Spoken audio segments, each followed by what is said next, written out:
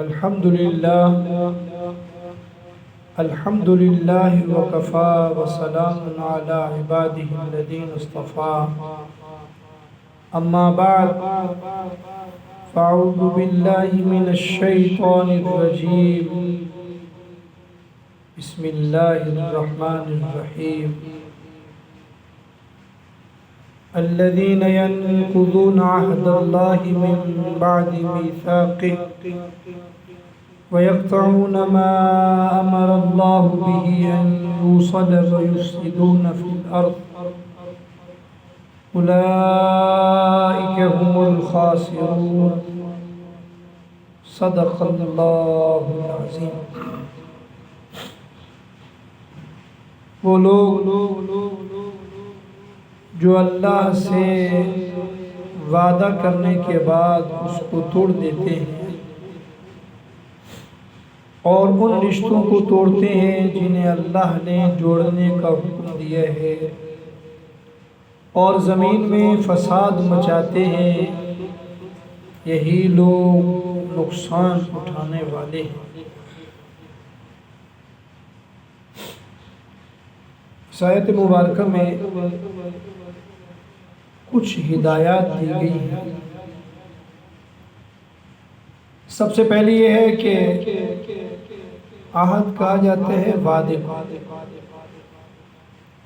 وعدہ پورا کرنا، اور دوسری صورت یہ ہے کہ وعدہ نہ نبھانا۔ قرآن کریم میں اور احادیث میں اس بات کی طرف توجہ دلائی گئی ہے کہ جب بھی کسی سے وعدہ کرو تو اس کو پورا کرنے کی کوشش کرو۔ فرمایا وَأَوْفُوا بِالْعَهْدِ إِنَّ الْعَهْدَ كَانَ مَسْئُولًا۔ اللہ کے نبی نے فرمایا لا ایمان لمن لا عہد لہ، وہ کامل مومن ہی نہیں ہے جس نے وعدہ پورا نہ کیا۔ اب یہ ہے کہ یہاں وعدے سے کیا مراد ہے، کون سا وعدہ ہے؟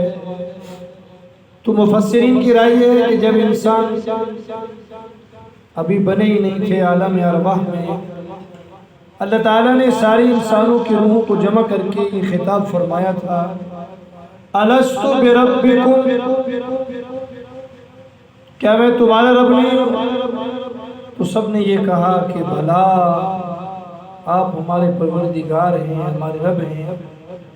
تو وہ جو عہد اور وعدہ کر کے ہم دنیا میں آئے ہیں، اس وعدے سے مراد وہ وعدہ ہے، ہم دنیا میں اس وعدے کو پورا کرنے آئے ہیں۔ اور پھر حضرات انبیاء علیہ السلام کے سلسلے سے اللہ تعالیٰ نے ہمیں وہ وعدہ یاد دلایا ہے۔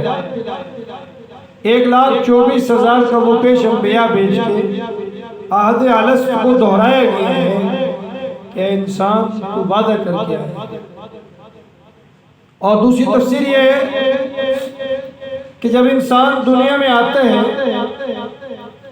آنے سے خاموشی کے طور پر ایک وعدہ کر کے آتے ہیں کہ اللہ میں دنیا میں جا رہا ہوں، آپ کے قوانین کے مطابق زندگی گزار۔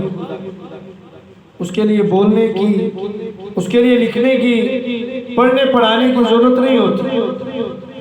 جیسا کہ ایک آدمی کسی ملک میں پیدا ہوتے ہیں اس کا یہ معاہدہ ہو جاتے ہیں کہ اس ملک کے تمام تر قوانین کی میں پابندی کروں گا، میں اس ملک کا شہری بن کروں گا۔ ہم دنیا میں آئے ہیں، دنیا میں آتے ہی اللہ سے یہ وعدہ کر لیا تھا کہ پروردگار آپ کے حکم کے مطابق زندگی گزاریں گے، آپ کے حکم کی خلاف ورزی نہیں کریں گے۔ تو ایک تفسیر یہ ہے کہ وہ وعدہ مراد ہے۔ بہرحال عہد الست تب بھی اسے پورا کرنا ہے۔ دنیا میں آتے ہوئے خاموشی کے ساتھ اللہ سے وعدہ کر کے آئے ہیں، تب بھی اسے پورا کرنا ہے۔ اور اگر دنیا میں کسی سے معاہدہ ہوتے ہیں تب بھی اسے پورا کرنا ہے۔ تمام کے تمام اس میں داخل اور شامل ہیں۔ اور اگر خدا نہ خواستہ کہیں وعدوں کی خلاف ورزی ہو گئی، معاہدوں کی خلاف ورزی ہو گئی، تو قیامت کے دن پھر اس میں پوچھ گچھ ہوگی۔ تحریری طور پر معاہدے بھی اس میں شامل ہیں، تقریری طور پر معاہدے بھی اس میں شامل ہیں۔ آپ نے جو تحریر لکھی ہے وہ بھی اس میں داخل ہے، جو آپ نے زبان سے بول کر کسی سے معاہدہ کیا ہے وہ بھی اس میں داخل ہے۔ اس لیے گزارش یہ ہے کہ اگر آپ کسی سے وعدہ کرتے ہیں تو کوشش کریں پہلے سوچ سمجھ بوجھ کے کریں، جب وعدہ کر لیں تو اسے پورا کریں۔ اللہ تعالیٰ جو کچھ کہا گیا سنا گیا عمل کی توفیق عطا فرمائے۔ وآخر دعوانا ان الحمدللہ رب العالمین۔